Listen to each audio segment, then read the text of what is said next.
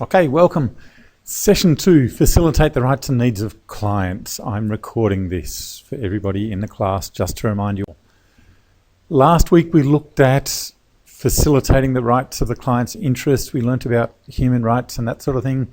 This week we're looking at advocating in accordance with the client's preferences and requests to optimize the client outcomes. We're learning about advocacy in general. Let me be specific. By the end of this session, you're going to know the underpinning values and the philosophy of modern advocacy. We're going to learn words like non-paternalistic, because there really isn't enough big words in this lesson so far, and empowering. We're also going to understand the different types of advocacy so that it's clear to you what types we're talking about, because there's a few different types. We're talking individual, group and systems advocacy, and we're not necessarily going to be covering all of those through this course. So with that in mind, let's start with the definition. This is actually one that came up by the advocacy sector, the people in industry who do lots of advocacy and they see that as their jobs. So you're probably learning how to do this as part of a general community services or disability or childcare job. But there are some people who see themselves as doing nothing but advocacy, typically in disability, different areas. Anyway, their definition is, it's a process of standing alongside an individual or a group who's experiencing disadvantage and speaking out on their behalf in a way that represents the best interest of that person or group. I'm going to break that down just a little. There's a couple of key points there. Number one, I've highlighted a couple of words. It is really about, I kind of like that word, the word standing alongside an individual group. You're not standing in front of them, shoulder charging them out of the way and doing all the work. You're standing alongside them and speaking on behalf of them. So you're not speaking on behalf of yourself because you want to make sure that everyone works well for them. You're speaking on behalf of them to help them have their voices heard. And the last part I haven't highlighted, but in a way that represents the best interests of that person or group. It's not just about representing their best interests though, it's about being alongside them on their behalf. So with that definition, let's look at what advocacy isn't, things that advocacy is not. Remember, it's standing alongside people, so it's not actually mediation. We're going to learn about mediation in a future lesson. It's going to be part of this course because we're about facilitating the rights and interests of our client. And sometimes that facilitation is advocacy and sometimes it's mediation. And sometimes it's negotiation, which I'll talk about later. Mediation is when you're neutral and you help the two sides resolve their differences. Advocacy is standing alongside your client and trying to have their interest. You're taking sides. When you're mediating, you're this neutral third party hoping both sides get their stuff together. Does that make sense? Yeah, that's right. Yeah, it's one side. Mediation is a neutral third party. It's not about counselling. You might use some of your counselling skills, some of those things we've been teaching about, good communication, getting people hearing, listening. Those are all good skills, but that's not what advocacy is. Advocacy is about counselling is about helping a client find the solutions from within themselves. It's not about changing other people and getting other people to help them reach their rights. We're not going to be touching much on counselling in this unit. It's also not interpreting. Sometimes you're the third party, you're the extra. It's almost like this needs to be reversed.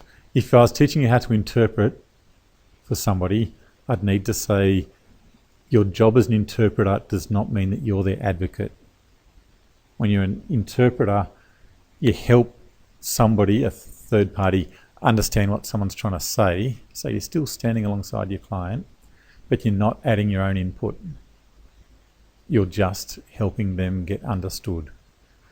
You might do a bit of that interpreting because you are standing alongside, but let's be clear, if you've been asked to be an interpreter,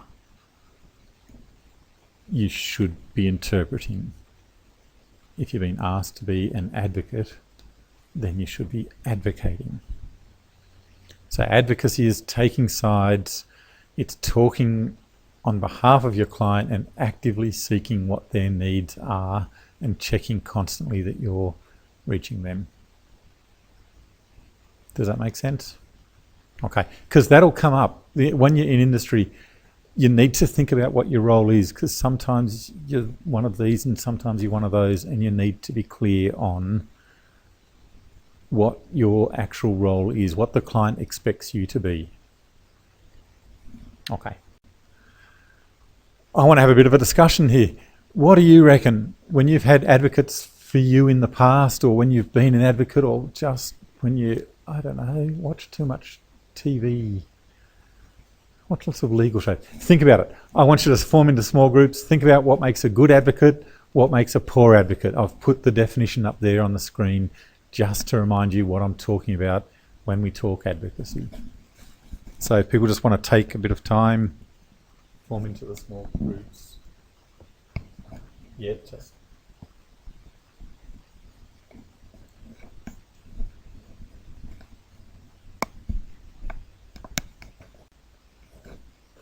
Okay, that's been a good discussion.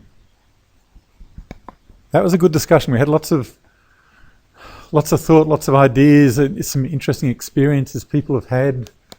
And I want to build on that. So I've got a few words up here on the whiteboard for now, but I want you to think about a bit of self-reflection here. Think about a time when somebody helped you too much with something, maybe learning to cook, maybe taking a photo, maybe, like you said, helping out with Centrelink, maybe building something, teaching.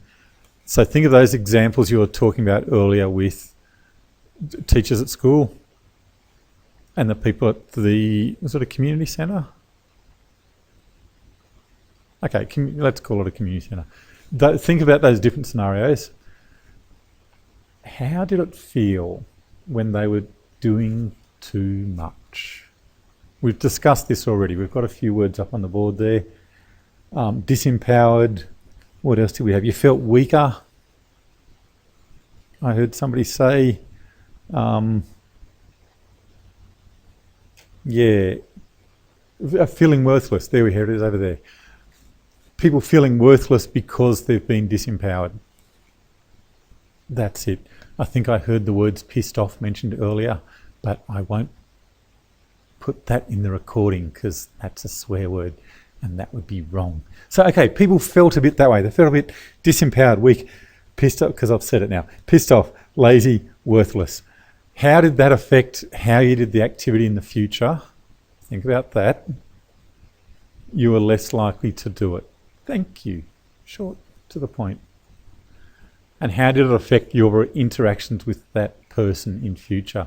I've already got some opinions, and I've already heard people say they chose not to work with that person who was too strong, taking too much on when they were being an advocate.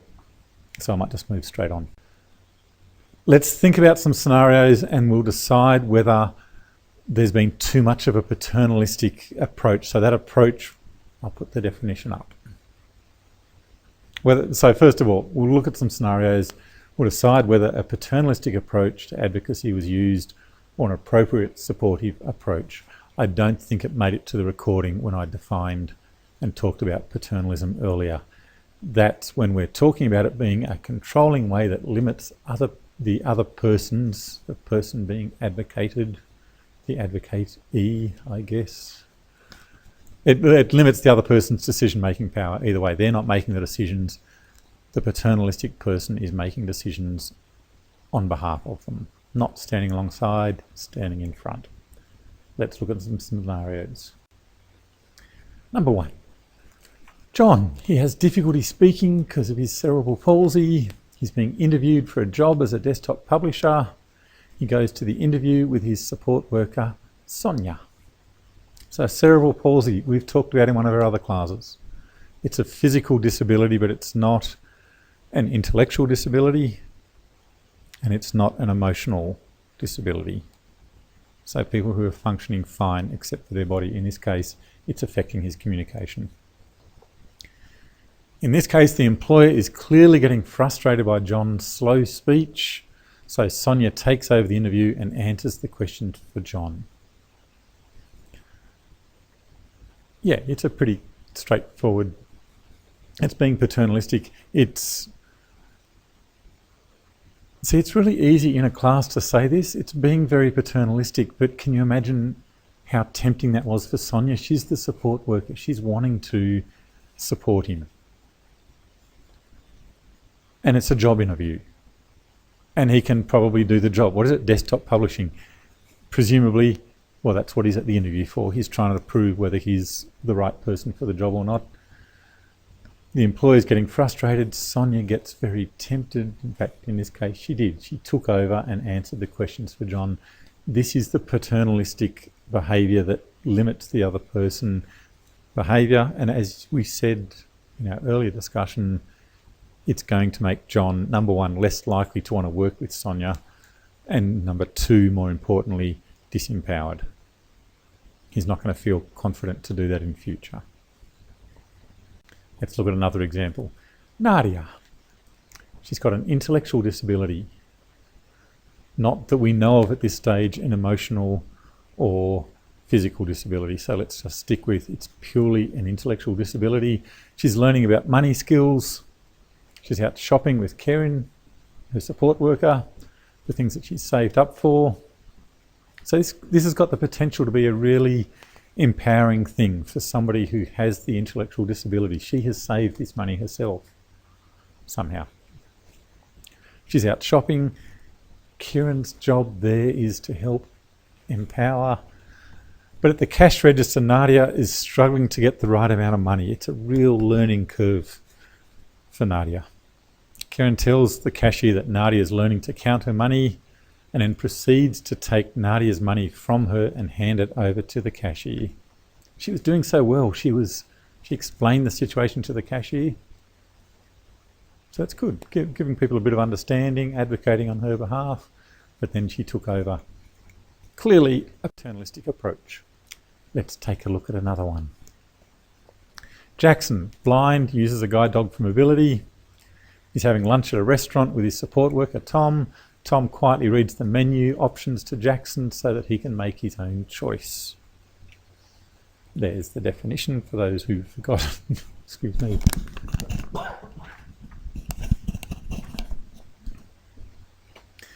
When the waitress comes to take the order, she asks Tom, who's the support worker, what they're both going to be having, because waitresses are like that sometimes. They'll ask the worker. Tom gives her his order, and then he asks Jackson what he would have liked. So yeah, it's an obvious, they're all kind of obvious, they're all text-based stories. They're making a point here though that it's really tempting for us. In each case it was a support worker trying to do the best thing for their client. In this case, what's his name? Jackson is actually being a lot more empowered and a lot more feeling respected, and there's just a little bit of teaching going on there for the waitress who's learning that Jackson can make his own decisions. Okay, so we talk paternalism. Let me tell you a story. This is about Mario. He's a welfare worker. Yes, just like you and me. This is Michelle, his client. She's not getting paid properly from her boss.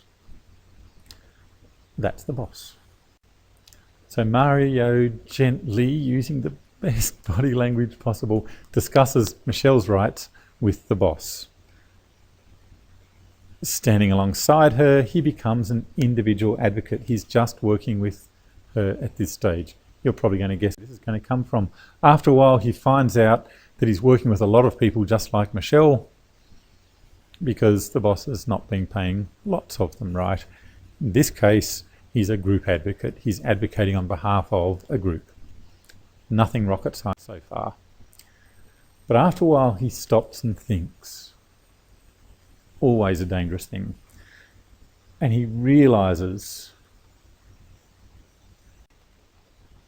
that there's still too many problems to deal with individually or even with the groups. He was working with people of 4 or 5 at a time, but in fact, there's lots of people, all different colours. Yeah, that's so they didn't all blend in across the screen.